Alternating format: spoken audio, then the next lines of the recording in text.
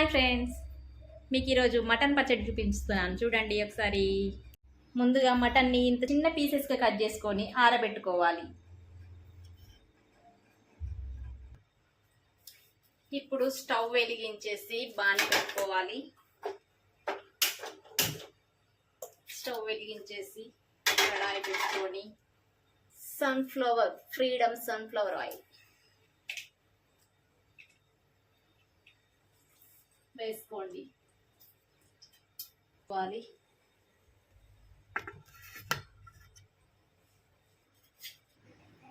ఇలా వేడెక్కిన ఆయిల్లో మటన్ వేసుకొని వేసుకోవాలి.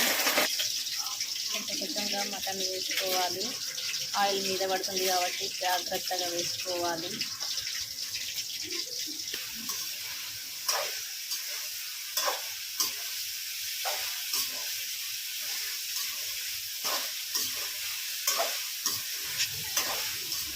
స్టవ్ను సిమ్లో పెట్టి ఇలా వేయించుకుంటూ ఉండాలి. ఈ కలర్ రావాలి. ఇందులో కాస్త వాటర్ ఊరుతాయి, ఏం టెన్షన్ పడొద్దు.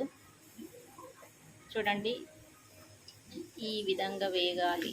ఇప్పుడు అల్లం వేసుకోవాలి. పూర్తిగా వేగిన తర్వాత అల్లం పచ్చితనం అంతా పోవాలి, వేగిపోవాలి.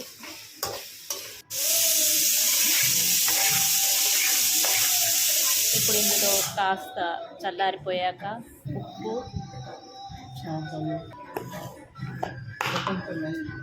కారం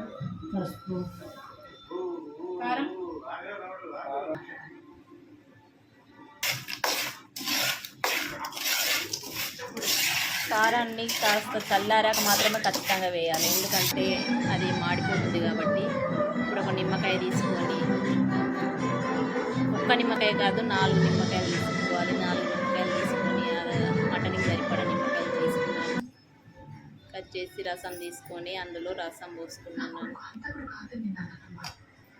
దీంతోనే చాలా టేస్ట్ వస్తుంది కాబట్టి ఖచ్చితంగా నిమ్మరసం కంపల్సరీ అన్నట్టు.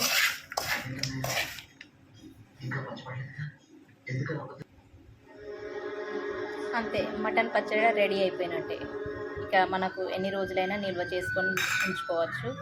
ఇందులో ఫ్రిడ్జ్లో పెట్టుకొని ఉంటే ఇంకా బాగుంటుంది, ఫ్రెష్గా ఉంటుంది.